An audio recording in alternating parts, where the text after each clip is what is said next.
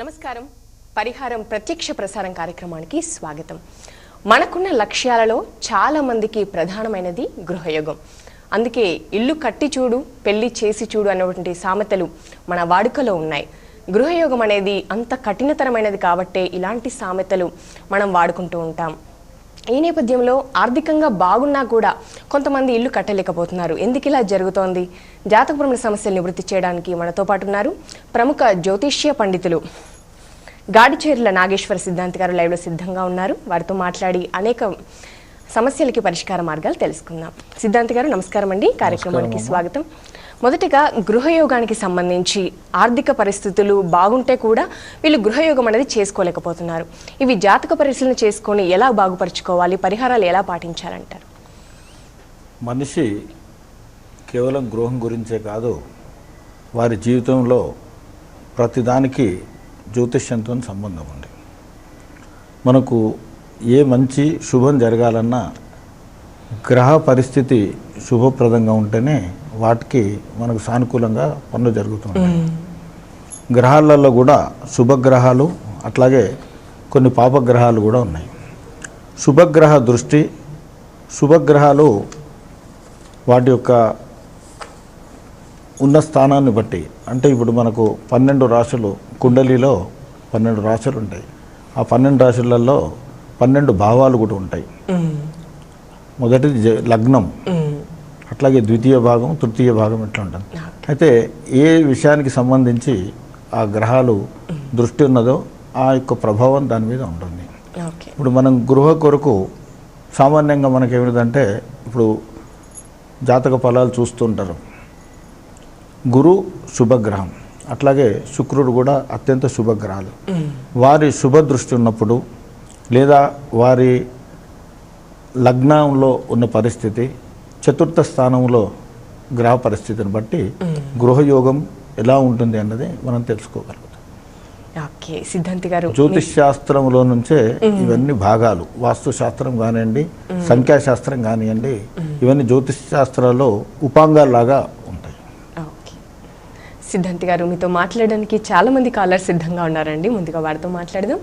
Hello hello, నమస్కారం అండి. మీ పేరు ఎక్కడి నుండి కాల్ చేస్తున్నారు? గురువు గారు ఉన్నారండి, మీరు ఏం అడగాలనుకుంటున్నారో వారికి వివరించవచ్చు. చెప్పండి. హలో, నా పేరు కార్తీక్ అండి. నా జాతకంలో వృత్తిపరంగా అండి శుక్రుడు స్వస్థానంలో ఉన్నాడు. సరిగ్గా వినబడటం లేదు, కొద్దిగా గట్టిగా చెప్పండి. నడికంలో స్థానంలో శని ఉన్నాడండి. అయితే దీన్ని బట్టి ఇల్లు ఎలా పెట్టుకోగలుగుతారు? మీ ప్రశ్న వినబడటం లేదండి. సరే, దయచేసి కాలర్స్ గమనించాలి. మీరు అడగాల్సినటువంటి ప్రశ్న ఏదో సూటిగా స్పష్టంగా వివరించినట్లయితే మరి సిద్ధాంతి గారు దానికి తగిన పరిహారాలు తెలియచేయడం జరుగుతుంది. కాలర్స్ ఇది గమనించాల్సిందిగా కోరుకుంటున్నాము. మరో కాల్. హలో హలో, నమస్కారం. నమస్కారం అండి, మీ పేరు? మా పేరు లత అండి. లత గారు, గురువు గారు ఉన్నారు, మీ సమస్య ఏంటో అడగండి. నమస్కారం గురుగారు. నమస్కారం అమ్మా. నా పేరు లత. మాకు అసలు గృహయోగం ఉందా సార్? మేము 2 ఇల్లు కొన్నాము, ఒకటి కట్టాము, అమ్మేశాము. మళ్ళీ మా వారి పేరు మీద కొన్నాము, అపార్ట్మెంట్ లో మళ్ళీ అమ్మేశాము. మాకు అసలు గృహయోగం ఉందా? మా పెళ్ళి ఇప్పుడు 20 years అవుతుంది. చూడమ్మా, గృహయోగం లేకుండా ఉండటం అనేది చాలా తక్కువ శాతం. కాకపోతే గ్రహాల యొక్క శుభవీక్షణ, శుభ దృష్టి ఉన్నప్పుడే మనవి సానుకూలంగా ఉంటాయి. మనకు గ్రహాల యొక్క శుభ సంబంధాలు లేనప్పుడు మనం తొందరపాటుతో కొనుక్కుంటే వాటి యొక్క ఫలితాలు మీరు చెప్పినట్టు ఉండే అవకాశం ఉంది. అంతేకాకుండా ముహూర్తము ఇవన్నీ కూడా చూసుకోవాలి.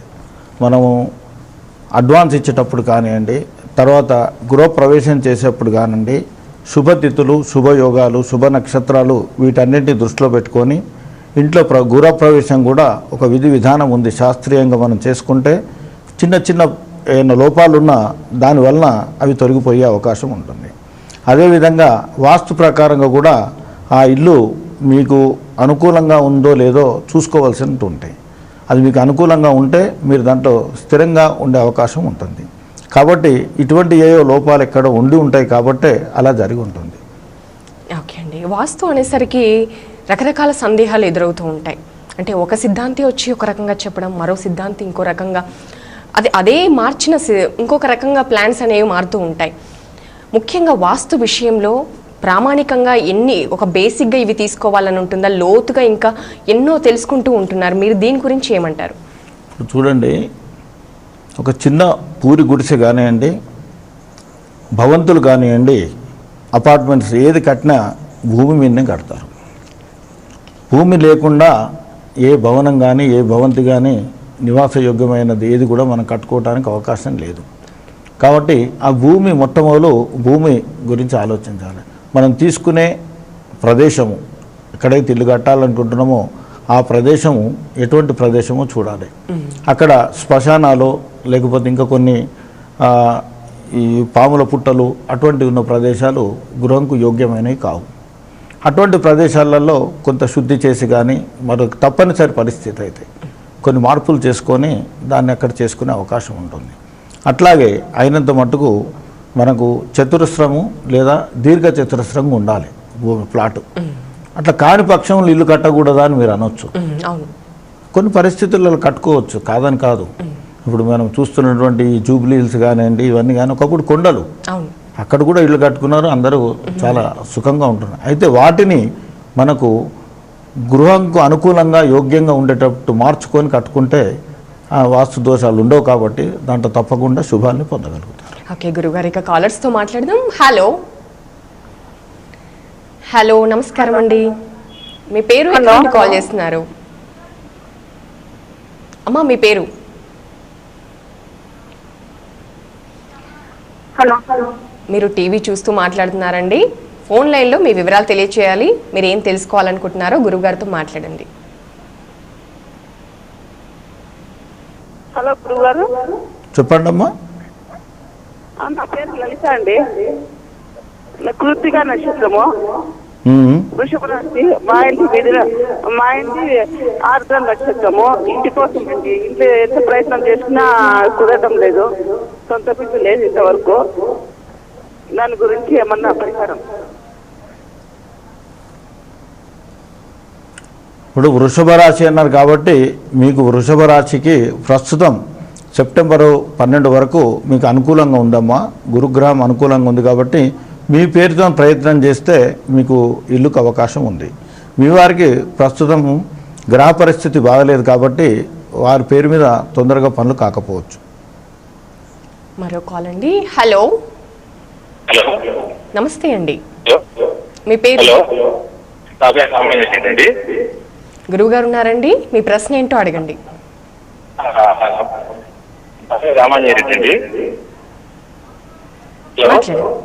రామందర్ రెడ్డి గారు చెప్పండి. నా పేరుతో ఏ ఏ ముఖానికి ఇది నా పేరు తులారాశి. చూడండి, సామాన్యంగా అంటే ఏ అక్షరంతో వారు నామనక్షత్రం మొదలైన తూర్పు తర్వాత ఈశాన్యము దాదాపు అందరికీ అన్ని అక్షరాలతో మొదలయ్యే పేరు వాళ్లకు అనుకూలంగా ఉంటాయి. అవి కాకుండా ప్రత్యేకంగా అంటే మరి మీకు అక్కడ ఉన్నటువంటి ఫ్లాట్ కానీ ఇల్లు కానీ ఆ సింహద్వారం మీరు రెడీమేడ్ కొంటున్నారా లేక ప్లాట్లో కట్టబోతున్నారా, దాన్ని బట్టి మీరు ఒకవేళ మీకు ఈ తూర్పు ఈశాన్యంలో వీలు కాకపోతే అప్పుడు మీ పేరును బట్టి ఏ రకంగా సరిదిద్దుకోవాలన్నా చేసుకోవచ్చు. మరో కాల్ అండి. హలో హలో నమస్తే అండి. హలో నమస్కారం అండి, మీ పేరు, ఎక్కడి నుండి కాల్ చేస్తున్నారు? నా పేరు పద్మ అండి.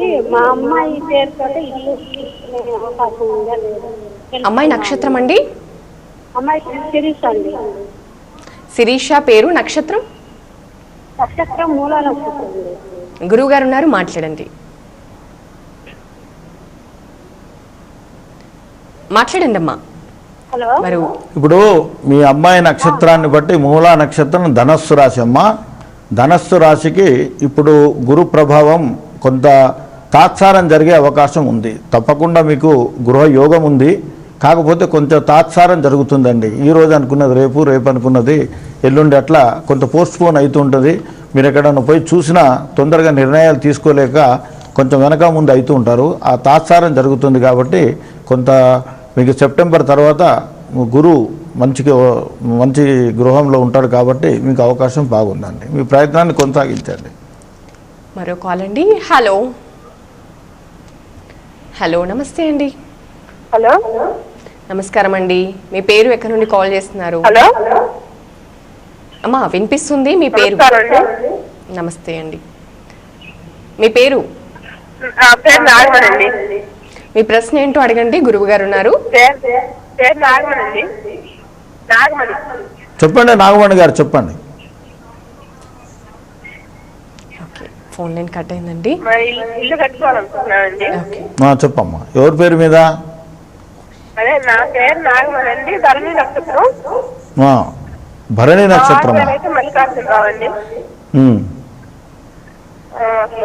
ఎన్ని ప్రయత్నాలు చేసినా ఇల్లు కట్టుకున్నామంటే అసలు కుదరట్లేదు. ప్రస్తుతము మీకు గురు శుభకరంగా లేడు కాబట్టి మీ పేరు మీద వీలు పడదమ్మా. మీ వారికి ఇప్పుడు బాగుంది. సెప్టెంబర్ వరకు గ్రహ పరిస్థితులు బాగున్నాయి కాబట్టి మీరు తొందరగా ప్రయత్నం చేయండి. వారి పేరు మీద అయ్యే అవకాశం ఉందమ్మా. గురుగారు, ఎవరు అంటే ఇంటి నిర్మాణం చేపట్టలేదో, రెంట్ హౌసెస్లో ఉంటున్నారో వారందరూ కూడా సొంతింటి కళ నెరవేర్చుకోవాలనే ప్రయత్నంలోనే ఉంటూ ఉంటారు. ఆ గృహయోగం అనేది కావాలి అంటే జాతకం బలం ఉండాల్సిందేనా? మీరేమంటారు దీని గురించి? ప్రయత్నం మనం చేసే ప్రయత్నం చేస్తుండాలి. ఆ ప్రయత్నం ఎప్పుడు ఫలిస్తుంది అని అంటే ఈ గ్రహ పరిస్థితులు బాగున్నప్పుడే మనకు అవి మనం విజయాన్ని సాధించగలుగుతాం. అది మనకు పొందే అవకాశం ఉంటుంది. అంతవరకు మీరు చూస్తూ ఉంటారు, పోస్ట్ పోన్ అవుతుంటుంది. లేదా ఒకవేళ వీటన్నిటిని కాదు అని అంటే ఎప్పుడైతే చెడు గ్రహ దృష్టి మన మీద ఉంటుందో ఆ టైంలో మనం వద్దనుకున్న బలవంతాన కొన్ని కొనటం జరుగుతుంది. ఇందాక ఒక కాలర్ చెప్పినట్టు వాళ్ళు అమ్ముకునే పరిస్థితి వస్తుంది. అంటే ఎవరి నష్టాల్లో పోయే అవకాశాలు కూడా ఉంటాయి. అది కర్మ ఫలాన్ని మనం మార్చలేము. మనం ఆ రకంగా నష్టం పోయేది ఉంటుంది కాబట్టి అది జరుగుతుంటుంది. గురుగారు, అంటే ఇంట్లో భార్య భర్త పిల్లలు ఉంటూ ఉంటారు. ఎవరి జాతకం బాగుందో వారి పేరు మీద ఇంటి నిర్మాణం చేస్తే బాగుంటుందంటారా? అది బాగుంటుంది. సామాన్యంగా మొట్టమొదట భర్త ఒకవేళ వారికి బాగలేదు, మనం దాన్ని పోస్ట్ పోన్ చేసే అవకాశం లేదు. ఉదాహరణకు ఒక 2 సంవత్సరాల వరకు కూడా వారికి గురువు శుభకరంగా లేడనుకోండి, 2 సంవత్సరాల వరకు మనం ఆగితే మన గృహ నిర్మాణ వ్యయం కూడా పెరిగిపోతుంది. లేదా మనం అనుకున్న ప్లాట్ కూడా దొరకకపోవచ్చు, ఇబ్బందులు కావచ్చు.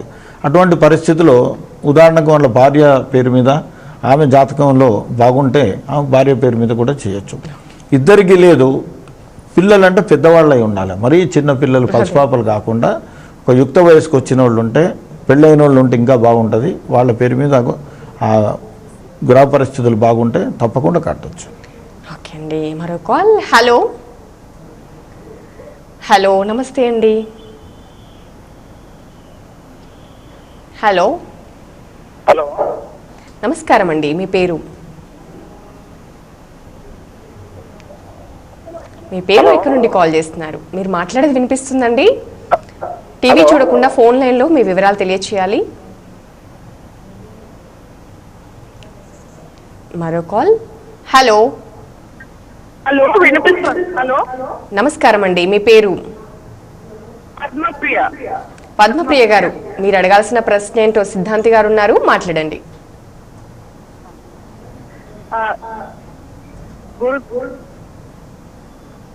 గురుగారు మాట్లాడండి అమ్మా.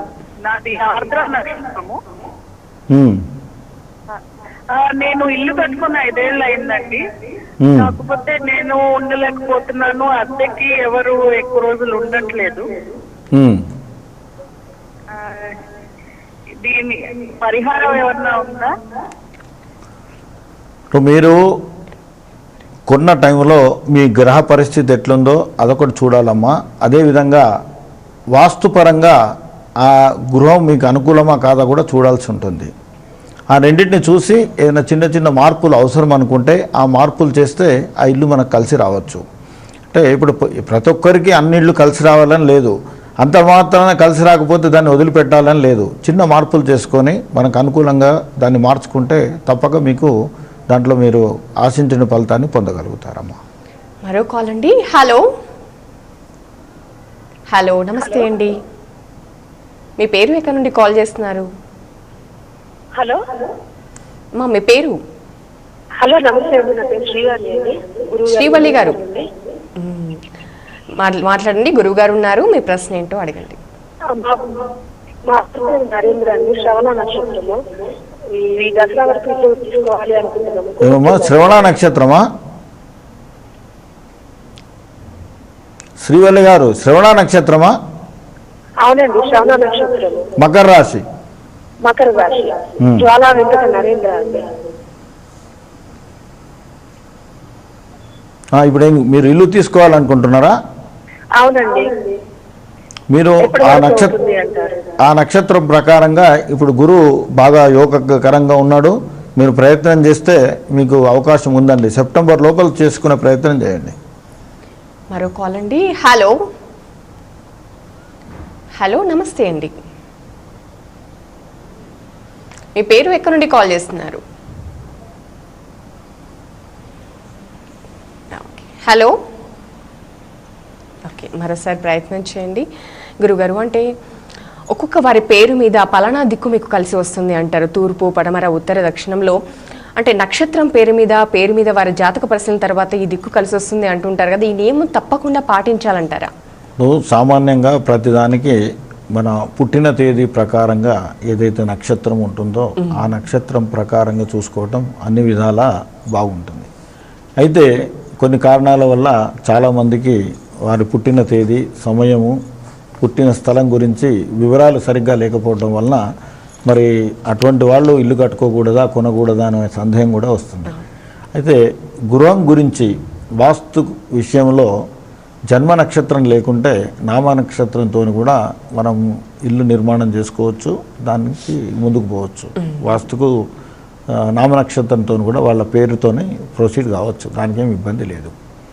అయితే అందులో కూడా ఇందాక మనం అనుకున్నప్పుడు గ్రహబలం కంపల్సరీ అండి, అదొకటి ఉండాలి. ఈ ఎవరికి ఏ దిక్కు అనంటే చాలామంది ఎవరైనా ఇప్పుడు తూర్పు దిశకు ఉండటం ఎవరికైనా ఏ అక్షరంకైనా తూర్పు కానీ ఈశాన్యం కానీ కలిసి వస్తుంది. అట్లాగే ఉత్తరం కూడా కలిసి వస్తుంది, ఇబ్బంది లేదు. తూర్పుకి ఎందుకన్నారు అంటే ఇవన్నీ శాస్త్రీయంగా మనకు సైన్స్ ప్రకారంగా ఆలోచించిన మన వాస్తు శాస్త్రం అనేది కూడా ఆరోగ్యానికి సంబంధించింది. తూర్పులో ఖాళీ ప్లేస్ ఉంచాలి, ఖాళీ స్థలం ఎక్కువ ఉండాలి. అదేవిధంగా మన ఎంట్రన్స్ డోర్ కూడా సింహద్వారం అటువైపే ఉండాలి, తులసి కోట అక్కడే ఉండాలి, బోరు బావి అటువైపే ఉండాలి. ఇవన్నీ ఎందుకు చెప్పిందంటే మనకు ఉదయం పూట తెలిసో తెలియక అవసరాల కొరకు తప్పకుండా మనము ఆ వాకిట్లోకి వెళ్ళాల్సి వస్తుంది. అప్పుడు సూర్యకిరణాలు మన మీద, ఉదయ కిరణాలు ఆరోగ్యంకు చాలా మంచివి. డాక్టర్లు కూడా ఈరోజు చెప్తున్నారు విటమిన్ డి చాలా మనకు సూర్య రశ్మితో వస్తుంటుంది. చిన్నపిల్లల్ని ఈ మధ్య ఇన్క్యుబేటర్లో పెడుతున్నారు. హాస్పిటల్లో ఇంకో 2 పేషెంట్లు వస్తే ప్లేస్ సరిపోకపోతే ఇంటికి పంపిస్తున్నారు. పంపించి ఏం చెప్తున్నారు, రోజు పొద్దున ఒక అరగంట పాపను ఏంటంటే మీరు సూర్యరశ్మికి పొద్దున కూర్చోబెట్టి అక్కడ ఎండలో కూర్చోండి అమ్మా అని చెప్తున్నారు. ఇవాళ డాక్టర్లు కూడా అంగీకరిస్తున్నారు కదా. అంటే మన దగ్గర ఒకటి ఉంది మన భారతదేశంలో, ఎంత గొప్పదాన్ని కానీ మనకు మనం అంగీకరించాం. అదేదో బయట పోయి వచ్చిందనుకోండి ఇంపోర్టెడ్ అనేసరికి మనోళ్ళు దాని వరకు ఎగబడతారు. ఓ ఇది గొప్పది అంటారు. అంటే మన వాళ్ళను మనము గొప్ప అని అంగీకరించడానికి మనస్కరించదు. మధ్య రోజు చెప్తుండే మన వాళ్ళు చాలామంది దుబాయ్ కంట్రీస్కి పోతున్నారు. అయితే అక్కడ ఇండియా నుంచి వచ్చిన ఈ లక్స్ సోపు తర్వాత ఇవన్నీ అక్కడ ఉంటే అక్కడ ఇది సోప్ ఎక్కడదని అంటే ఇంపోర్టెడ్ అని అంటే ఇది ఇంపోర్టెడ్ సోప్ అని కొనుక్కున్నాడు. అంటే అక్కడ దుబాయ్లో భారతదేశంలో నుంచి వచ్చిన వస్తువు ఇంపోర్టెడ్ కదా, అక్కడ అది ఇంపోర్టెడ్ వాడు మనస్తృప్తి అన్నాడు, నేను ఇంపోర్టెడ్ సబ్బు వాడుతున్నా. అది అంటే మన మైండ్ సెటప్ అట్లా ఉందన్నట్టు. మన దానికంటే బయట వచ్చే దానికంటే పొరుగింటి పుల్లకూర రుచి అన్నది చూడండి. అట్లా మనకేమిటంటే బయటది ఆ వస్తువులు ఎక్కువ. అట్లాగే మన శాస్త్రాలు చెప్పినాయి, మన వేదాలు చెప్పినాయి, విశ్వసించాం తొందరగా. ఇది శాస్త్రం ఎందుకు పెట్టిండ్రు, ఇవన్నీ మనం దానికి అనుకూలంగానే పెట్టిండ్రు. అట్లాగే ఉదాహరణకు ఇప్పుడు పడమర వైపు కానీ మన దక్షిణం వైపు, అట్లాగే పడమర వైపు కొద్దిగా ఎత్తు ఉండాలి, ఇటు బరువు ఉండాలి అని చెప్పిండ్రు దక్షిణంకి. ఎందుకనంటే ఋతుపవనాలు ఎక్కడి నుంచి వస్తాయండి, విపరీతమైన గాలితో వస్తుంటాయి. దాన్ని తట్టుకోవటానికి ఎత్తుగా ఉండాలి, అదేవిధంగా బలంగా ఉండాలి. బలంగా అంటే ఏదో వెయిట్ అంటే అక్కడ పోయి ఏదో రాళ్ళు రప్పలు పెట్టు గుండు అని కాదు అక్కడ. కాకపోతే వెయిట్ ఉండాలి, వెయిట్ ఉంటే తట్టుకోగలుగుతుంది. అది మనకు రక్షణ. మొత్తం ఇల్లుని ఈ రెండు వైపుల నుంచే గాలి ఇదంతా ఉంటుంది కాబట్టి అది రక్షిస్తుంది. ఆగ్నేయంలో వంటశాల అని అన్నారు. సరే, ఈ వేదాలు వదిలిపెట్టండి, శాస్త్రాలు వదిలిపెట్టండి, అనుకోకుండా పొరపాటున ఒక అగ్ని ప్రమాదం కలిగింది అనుకోండి, అప్పుడు ఏమవుతుంది? కేవలం ఆ ప్రాంతం మట్టుకే కాలే అవకాశం ఉంటుంది. అదే మీరు ఇంకో వైపు పెట్టండి అనుకోండి, గాలికి మొత్తం ఇల్లు కాలిపోయే అవకాశం. అంటే సూక్ష్మంగా చెప్తున్నా, ఇంకా చాలా డెప్త్ పోతుంది. అంటే ఇటువంటివన్నీ మనకు శాస్త్ర ప్రకారంగా మనోళ్ళన్నీ ఆ రోజులలో ఋషులు మునులు దీని గురించి పరిశీలించి పరిశోధన చేసి వాళ్ళు నిర్ణయించి మనకు మంచి కొరకు చెప్పిన వాక్యాలు ఇవి. ఇప్పుడు సైన్సిస్టులు అంటున్నారు, వాళ్ళు అదే పని చేస్తున్నారు. కాకపోతే మనం అన్నీ మంచిగా చెప్పాను. కొంతమంది ఇంతట్లా అన్నట్టు దుర్వినియోగం చేస్తున్నారు దాన్ని. ఈ శాస్త్రాన్ని దుర్వినియోగం చేసి దానికి నానార్థాలు తీసి అవకాశంగా వాడుకొని దీనికి శాస్త్రాలకు చెడ్డ పేరు వచ్చే ప్రయత్నాలు కూడా కొందరు చేస్తున్నారు. కానీ వాస్తు శాస్త్రము ఒరిజినల్ కానీ జ్యోతిష్ శాస్త్రంలో కానీ అన్నీ మానవ శ్రేయస్సును కోరి ఉన్నాయి తప్ప వేరే విధంగా లేవు. బేసిక్ వాస్తు ఫాలో అవుతే చాలు అంటున్నారు. అంతే ఉండాలి. ఇంకా కాలర్స్తో మాట్లాడదామండి. హలో, నమస్తే అండి, మీ పేరు? భాగ్యలక్ష్మి గారు, మీ ప్రశ్న ఏంటో గురువు గారు ఉన్నారు, మాట్లాడండి. నమస్కారం అమ్మా. నా పేరు భాగ్యలక్ష్మి స్వామిజీ. చెప్పండి అమ్మా. మా వారి పేరేమో చంద్రమౌళి. తులారాశి స్వాతి నక్షత్రం అండి. మేము 18 సంవత్సరాల నుంచి ఇల్లు కొన్నాం అనుకుంటున్నాం స్వామిజీ. కొనలేకపోతున్నాం, పైసలు నుండి కూడా ఇల్లు కొనలేకపోతున్నాం స్వామి. ఎందుకంటారు? స్వాతి నక్షత్రం ఎవరిదమ్మా? తులారాశి. చంద్రమౌళి అండి. నాది జాతకం లేదండి, నాకు బర్త్డే లేదు. మా వారికి ఉందండి. చంద్రమౌళి తులారాశి అండి. చంద్రమౌళి తులారాశి. స్వాతి నక్షత్రం అయితే తులారాశి అమ్మ. చంద్రమౌళి అయితే అది మీనరాశి అవుతుంది. రేవతి నక్షత్రం మీరు పేరుతో అడుగుతున్నారా లేక ఆయన జన్మనామం స్వాతి నక్షత్రమా? స్వాతి నక్షత్రం చూసుకుంటారండి. స్వాతి నక్షత్రం తులారాశి అని చూసుకుంటారు. తులారాశికి ఇప్పుడు గురు ప్రభావం బాగలేదమ్మా. కాబట్టి మీరు ఇప్పుడు చేస్తున్న ప్రయత్నాలు అందుకే మీకు కుదరటం లేదు. గురువు మీకు మంచి స్థానంకి వచ్చిన తర్వాత ప్రయత్నం చేస్తే మీకు సులభంగా మీరు అనుకున్న సాధించగలుగుతారు. మీకు ఇంకా తొందర కావాలంటే దానికి సంబంధించినటువంటి కొంత సమయం తీసుకొని రోజు గురుకు సంబంధించినటువంటి స్తోత్రాలు, అదేవిధంగా చిన్న చిన్న దానాలు, గోవుకు శనగలు పెట్టడం, బెల్లం తినిపించటం, అట్లా బీదలకు కొంత అన్నదానం, అదేవిధంగా శివుడికి అభిషేకాలు అవి చేస్తుంటే తర్వాత మీరు కూడా రోజు గురు కవచం కానీ గురు స్తోత్రం కానీ చదువుకుంటే మనం ఆ కష్టాల నుంచి విముక్తి పొందగలుగుతాం. మరో కాలర్ అండి. హలో, హలో, నమస్తే అండి, మీ పేరు, ఎక్కడి నుండి కాల్ చేస్తున్నారు? హలో, మరోసారి ప్రయత్నం చేయండి గురుగారు. చిన్న